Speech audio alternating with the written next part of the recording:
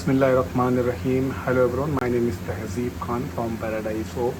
So guys, last video में हमने समझा था कि हमें क्यों एक्नॉलेजमेंट चाहिए माइक्रो कंट्रोलर से. मतलब कि हमने माइक्रो कंट्रोलर को कोई कमांड दिया या एमक्यू का कोई कमांड या मैसेज भेजा, तब हमें चाहिए कि हमें माइक्रो कंट्रोलर बताए कि उसने वो मैसेज रिसीव किया या नहीं रिसीव किया. अगर नहीं रिसीव किया होगा तो हमें एक्नॉलेजमेंट तो मिलेगा ही नहीं. अगर वो रिसीव करेगा तो वो हमें बताएगा कि उसको वो मैसेज मिल गया है. उसकी खासियत क्या है, उसकी ज़रूरत क्या है? उसकी ज़रूरत इसलिए है कि हमने अगर माइक्रो कंट्रोलर को कोई कमांड दी और उस समय वो बिज़ी है किसी और काम में, फॉर एग्ज़ाम्पल वाईफाई डिस्कनेक्ट हो गया या नेटवर्क से डिस्कनेक्ट हो गया, तब हमें पता होना चाहिए कि अभी बहुत टाइम से एक्नॉलेजमेंट नहीं आया है. इसका मतलब वो कमांड शायद माइक्रो कंट्रोलर के पास नहीं पहुंची है. तो हमें दोबारा से हम एक टाइम लूप में उसको दोबारा से कमांड या मैसेज भेज सकते हैं. तब हमें पता तो होगा कि हमारे पास जो कमांड थी वो उस माइक्रो कंट्रोलर के पास रिसीव नहीं हुई है. अगर तो वो रिसीव हो गई तो वो हमें एक्नॉलेजमेंट दे देगा. उस एक्नॉलेजमेंट के बिहाफ पे हम उस और के आगे के एक्शंस परफॉर्म कर पाएंगे. तो लास्ट वीडियो में मैंने इस का यूज़ किया था, जो कि है हमारा एलईडी मैट्रिक्स. इस मैट्रिक्स के अंदर हमने परफॉर्म किया था कि कैसे हम एक पर्टिकुलर एलईडी को ऑपरेट कर सकते हैं, राइट. तो मैंने लास्ट वीडियो में बताया था कि आप इसको समझें कि ये आपकी एलईडी मैट्रिक्स है, या आप इसको मोटर मैट्रिक्स समझ लें अभी के लिए. जैसे वेंडिंग मशीन्स में मोटर्स लगे होते हैं, आप ये समझें कि ये मोटर्स हैं. मोटर को जितनी देर पावर देंगे उतना वो रोटेशन घूमता रहेगा. तो कितना रोटेशन देना है वो हम ड्यूरेशन से सेट कर सकते हैं. हमने जितना ड्यूरेशन दिया होगा, फॉर एग्ज़ाम्पल अगर मुझे पता है कि 2000 मिली सेकेंड उसको पावर देने पर जो मोटर है वो 180 डिग्री रोटेट होता है या 360 डिग्री रोटेट होता है. तो हमें कितना रोटेट कराना है, हमारे प्रोडक्ट के अकॉर्डिंग, हमारी कॉइल के अकॉर्डिंग प्रोडक्ट कब गिर पाता है कितना रोटेशन में, वो उसके बिहाफ पे हम ड्यूरेशन सेट करेंगे. हम चाहें तो यहाँ पर कैलकुलेशन करके हम एंगल भी पास कर सकते हैं, क्योंकि अभी मेरे पास मोटर नहीं है. तो हम अगर एंगल पास करेंगे तो वो एंगल परफॉर्म नहीं हो पाएगा, ठीक है. तो यहाँ पर मैंने इसको बनाया हुआ है. इसके अंदर जो मैंने एक नया चीज़ ऐड किया है वो ये है कि हमने अब यहाँ पर ये जो पिन देख रहे हो, ये पिन डिटेक्ट करेगी हमारा प्रोडक्ट गिरा या नहीं गिरा. एज ए वेंडिंग मशीन, अगर हमने कोई वेंडिंग मशीन बनाई है, वो वेंडिंग मशीन से प्रोडक्ट गिर रहा है, तो उसको सेंस करने के लिए कोई सेंसर होना चाहिए. तो यहाँ पर अभी मैंने यूज़ किया था IR सेंसर. बेसिकली वो IR सेंसर ख़राब है, तो मैंने उसका लॉजिक जो सिंपल होता है वही लॉजिक यूज़ किया है. इसको मैंने अभी VCC से कनेक्ट किया हुआ है, राइट. जिससे कि इसका मतलब अभी IR सेंसर अपने आइडियल मोड पे, जैसे ही कुछ उसको डिटेक्ट होगा तो वो ग्राउंड का सिग्नल पास करता है. तो जैसे ही मैं यहाँ से इसको ग्राउंड में लगा दूंगा, इसका मतलब IR सेंसर ने कुछ डिटेक्ट किया. सिंपल लॉजिक है. इसके अंदर जो मैंने कोड के अंदर जो खूबसूरती ये की है कि अगर आपने एक बार देखो, ये इसमें जो मैसेज पास कर रहे हैं, हम पहले पास कर रहे हैं कि हम कौन सी रो का कौन सा कॉलम की एलईडी को एक्टिव करना चाहते हैं, कितनी देर के लिए एक्टिव करना चाहते हैं, वो ड्यूरेशन दिया हुआ है. अगर इन केस हमें अगर ये जो पिन है ये हमें रिस्पॉन्स नहीं करती, कि ये नहीं बताती कि प्रोडक्ट गिरा है या नहीं गिरा, अगर वो बोलती नहीं गिरा है, देन हम क्या करते हैं, एक्स्ट्रा रोटेशन देते हैं, यानी एक्स्ट्रा ड्यूरेशन पास करके उसको रोटेशन देते हैं. कितने बार हम वो ट्राई करेंगे, वो हम ट्राई करेंगे 2 बार या फिर 4 बार या 10 बार, जैसे भी अकॉर्डिंगली वो सेट कर सकते हैं. ये जो वेट है ये है कि इस कमांड के चलने के बाद, ये जो पूरी कमांड है, इस कमांड के चलने के बाद आपको कितनी देर तक वेट करना है, सेंसर को रीड करना है कितनी देर तक, तब मुझे बताना है कि प्रोडक्ट नहीं मिला. देन उसके बाद जो एक्स्ट्रा ड्यूरेशन है या जो एक्स्ट्रा रोटेशन है तब वो ट्राई करना है. यहाँ पर ये जो नाम है की है वो गलत है, इसको होना चाहिए था ड्रॉप टाइम. तो ड्रॉप टाइम 3000 मिली सेकेंड्स है. तो यहाँ पर ड्रॉप डाउन हो जाए. फिलहाल अभी उसको हम वेट ही रखते हैं कि हमें इस कमांड के चलने के बाद 3000 मिली सेकेंड वेट करना है. वेट करने से क्या होगा कि जब कमांड चलेगी, कॉइल रोटेट होगी, और जब प्रोडक्ट गिरेगा तो मैं सपोज़ कर रहा हूँ कि इतने सेकंड में आईआर सेंसर के पास ये डिटेक्ट हो जाना चाहिए कि प्रोडक्ट गिर गया, देन वो हमें एक्नॉलेजमेंट देगा। अगर आप सपोज़ कर लो कि अगर ये कमांड जैसे ही चलाई और मैंने आईआर सेंसर से पूछा कि वो गिरा या नहीं गिरा, और उसने सीधे सीधे हमें भेज दिया कि वो नहीं गिरा, लेकिन आप खुद भी सोचिए कॉइल रोटेट हो रही है, आपने जो कमांड भेजी कॉइल रोटेट हो रही है, उसमें टाइम लगेगा प्रोडक्ट गिरने में। आपने तुरंत आईआर सेंसर से उसकी इन्फॉर्मेशन मांग ली कि उसको कोई ऑब्जेक्ट गिरता हुआ मिला या नहीं। आप थोड़ा वेट करिए, प्रोडक्ट कॉइल रोटेट होगा, प्रोडक्ट गिरेगा, जब वो डिटेक्ट करेगा तो आपको उसको थोड़ा इनफ टाइम तो दो आपको उसको चेक करने का। तो आपने 3000 मिली सेकेंड मैंने जो दिया है वो अपने एजम्पशन से दिया कि 3000 मिली सेकेंड में प्रोडक्ट उसके बिटवीन गिर जाना चाहिए। वो आप एजम्पशन अभी मैं लगा रहा हूँ, आप एक्चुअल में चेक कर सकते हो कि कितना टाइम वेंड होने से कॉइल रोटेट होने तक और प्रोडक्ट गिरने तक कितना टाइम लगता है, ताकि वो सेंसर तक रीड करने के लिए पहुँच जाए। तो यहाँ पर मैंने वो दिया हुआ। ओके, इसके बाद क्या है कि अगर हमने 3000 मिली सेकेंड के बाद हमें प्रोडक्ट नहीं मिला तो वो जो एक्स्ट्रा ड्यूरेशन है वो ट्राई करेगा, मतलब फिर एलईडी को दोबारा ऑन करेगा कितने सेकंड तक, 1000 मिली सेकेंड तक। अगर फिर भी उसको नहीं मिला तो वो फिर 3000 सेकंड तक वेट करेगा। इसके बाद वो ट्राई करेगा नंबर 2, दोबारा से ट्राई करेगा। तो जितने ट्राई होंगे वो इतने ट्राई करेगा, कितने हर ट्राई में वो 1000 मिली सेकेंड्स का जो टाइम है वो पास करेगा, मतलब उतने समय तक के लिए लाइट ऑन करेगा। ये देखो, ये रहा पूरा हमारा जो MQTT एक्सप्लोरर। आप चाहें तो इसमें अभी इसमें मैंने क्या किया है मैं आपको मैंने क्योंकि अभी यहाँ पर अभी अपना इंटरनल सर्वर ब्रोकर का यूज़ किया हुआ है, तो सबसे पहले मैंने क्या किया हुआ है, यहाँ पर मैंने अपना जो सर्वर है, ये ब्रोकर का सर्वर है, इसको रन किया हुआ है। इसने हमें ये पोर्ट दिया हुआ है, ठीक है। इस पोर्ट को मैंने सबसे पहले इसको रन किया। रन करने के बाद मैंने इसको अपने एक मिनट, इसमें मैंने ओके ये भी, हाँ ये IR वाला, इसके मैंने इस सर्वर में ये अपना पोर्ट डाला हुआ है, ठीक है। फिर इसके बाद मैंने क्या किया, ये कोड है नीचे डिस्क्रिप्शन में मिल जाएगा। उसके बाद मैंने अपना जो एक्सप्लोरर है उसको ओपन किया। इसमें क्या किया मैंने, आप देख सकते हैं मैंने अपना जो लोकल होस्ट है वो पास किया और इसमें टॉपिक को सब्सक्राइब किया। जैसे ये टॉपिक है जो कि LEDs को कंट्रोल कर रहा है, या कि आप बोल सकते हैं मोटर्स को कंट्रोल कर रहा है। फिर ये एक्नॉलेजमेंट पास करेगा ओवरऑल कि क्या एक्शन परफॉर्म हुआ वो, और उसके बाद ये IR का एक्नॉलेजमेंट पास करेगा हमें, ठीक है।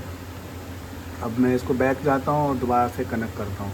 अब मैं यहाँ पर आप देखेंगे, अब मैं इसको थोड़ा सा LED को थोड़ा ऊपर करता हूँ। अब आप देखेंगे जैसे ही मैं यहाँ से पास करूँगा, और अभी क्योंकि ये स्टेट कौन सी है, अभी ये IR डिटेक्ट नहीं करेगा, ये इस स्टेट में है।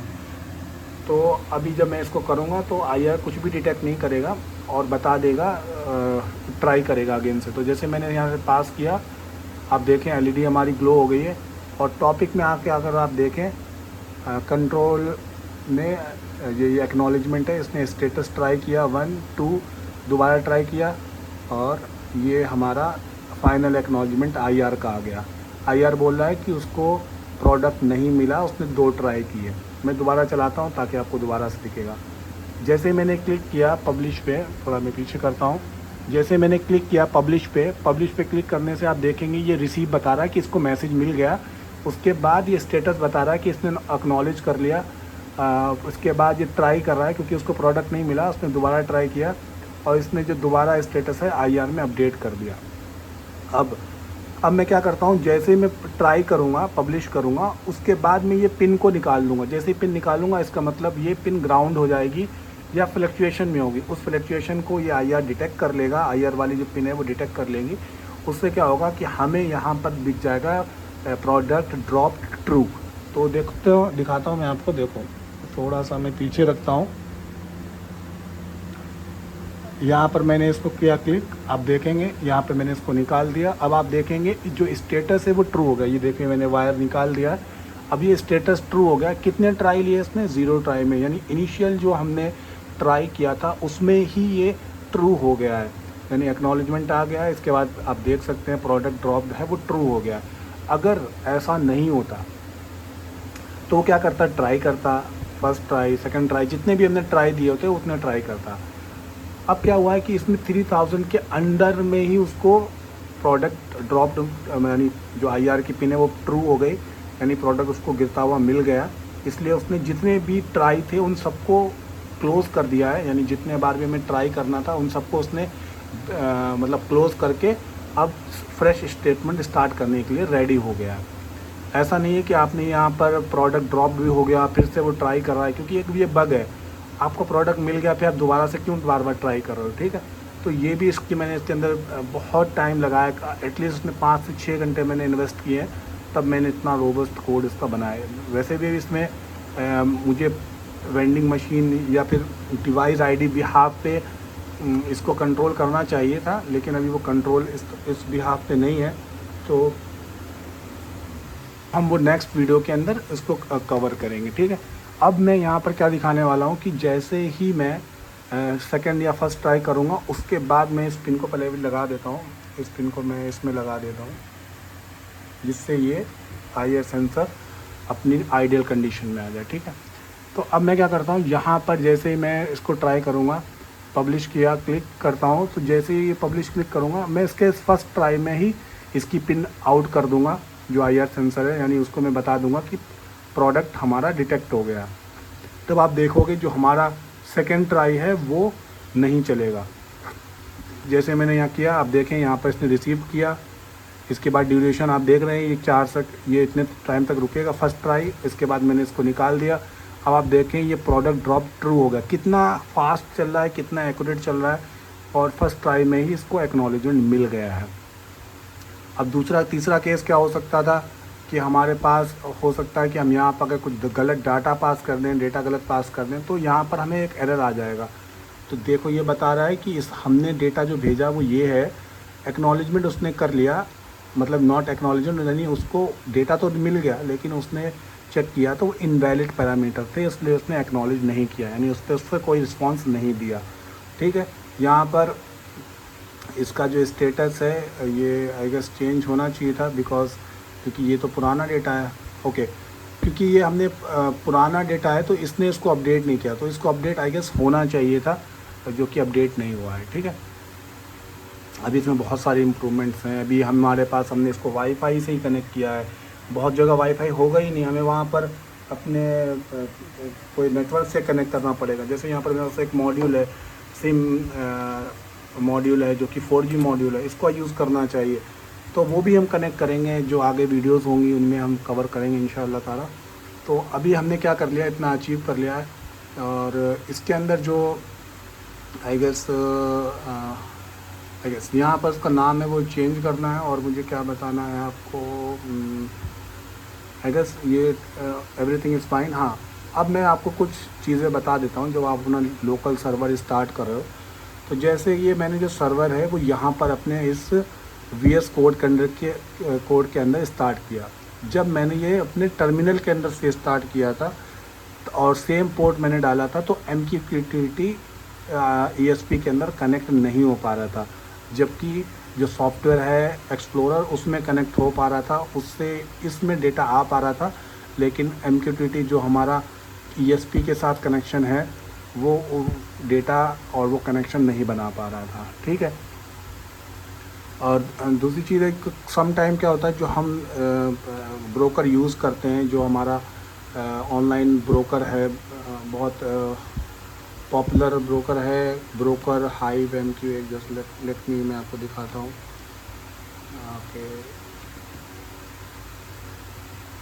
ओके, ये जो हमारा यहाँ पर भी मैंने चेंज किया हुआ है, जो हमारे पास एक नॉर्मल जो मैं ब्रोकर यूज़ करता हूँ, आपने देखा ही होगा शायद, तो उस ब्रोकर के अंदर जैसे ये ब्रोकर है हमारा ब्रोकर HiveMQ.com, ये बेसिकली सम टाइम लोड होने पड़ने की वजह से या जो भी है, मेरे साथ ये इसका कनेक्शन मैं इस्टेब्लिश नहीं कर पा रहा था, सम टाइम बार बार वो कनेक्शन टूटता था और फिर से कनेक्ट होता था, तो ये प्रॉब्लम है।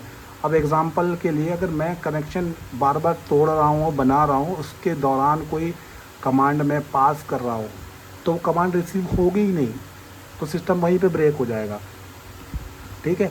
तो ऐसा भी नहीं हमें करना।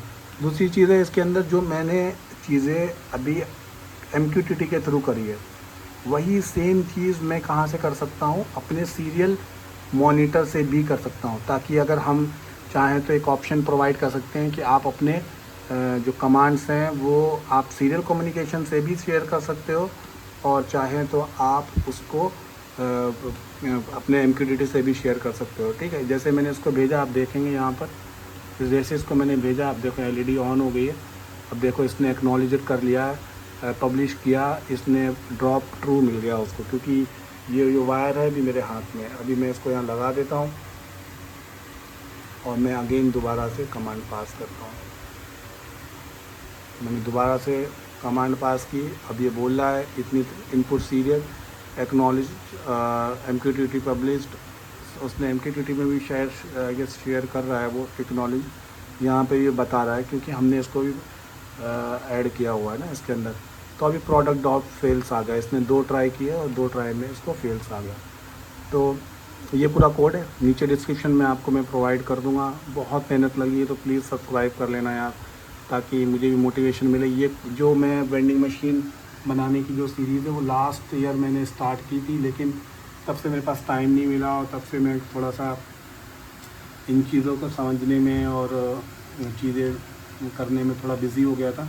तो अब मैंने उन चीज़ों को कंप्लीट कर लिया, तो मैं आपके सामने वो दिखा रहा हूँ।